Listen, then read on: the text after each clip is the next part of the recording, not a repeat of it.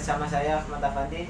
Saya akan melakukan sebuah praktikum sederhana tentang pembentukan gambar pada cermin datar. Coba diperhatikan video-video berikut ini dulu.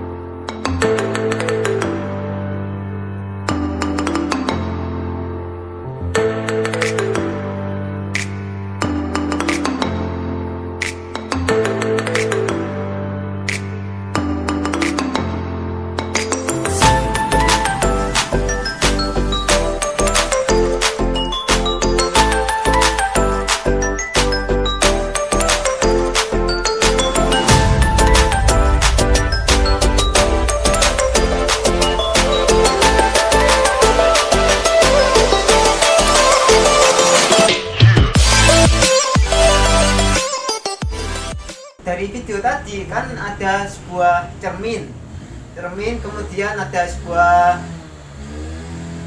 ini boneka kecil ini untuk sebagai benda. Saya contohkan ketika benda ini dihadapkan dengan cermin ini, maka hasilnya akan sama.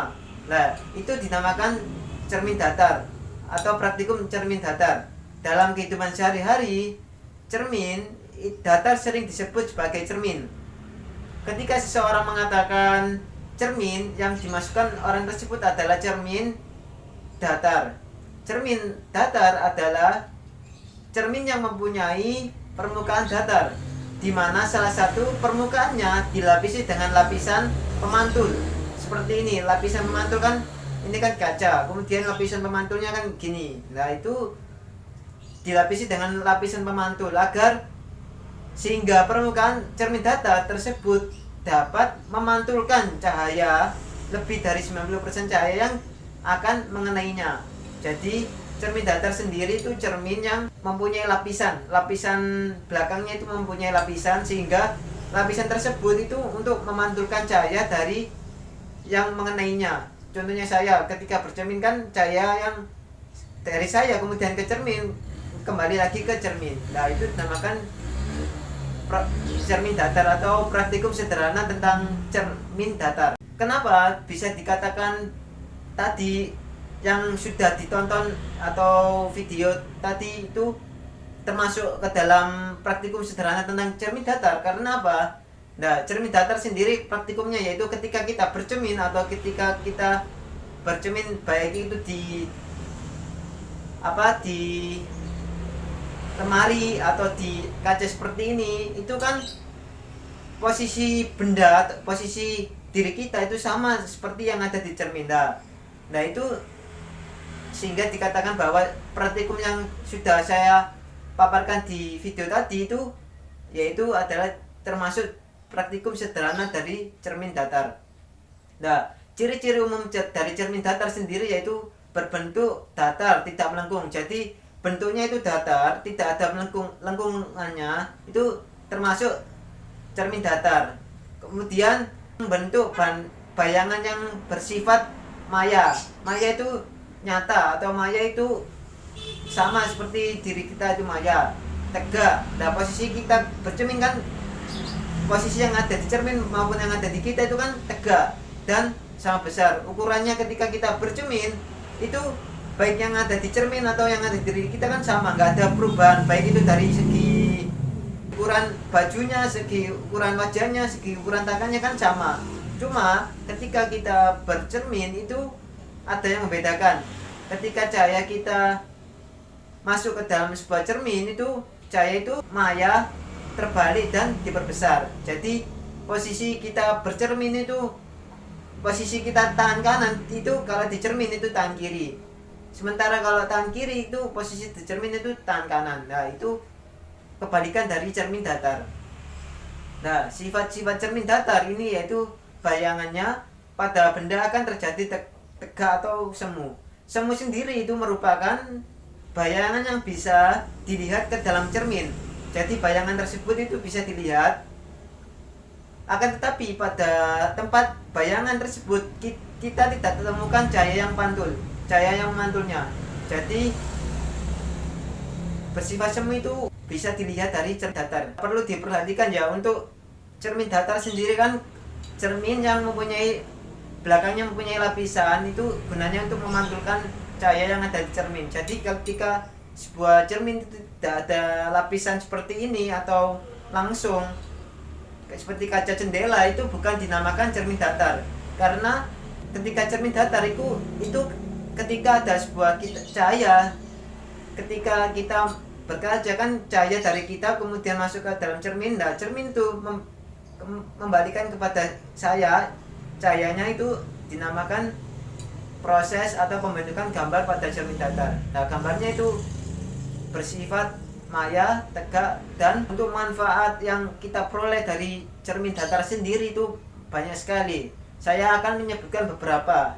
Pertama yaitu perambatan cahaya secara lurus. Jadi ketika kita bercermin pada cermin seperti cermin gini, itu cahaya yang ada di cermin tersebut itu lurus, tidak ada belokan. Kemudian nomor 2 itu refleksi gambar maya. Jadi pantulan atau refleksi itu cahayanya tersebut itu maya. Kemudian nomor 3 yaitu digunakan untuk dalam pembuatan periskop. Yang kemudian yang keempat membuat teropong prisma, digunakan untuk membuat teropong prisma. Yang keempat, yang kelima digunakan pada pembangkit surya.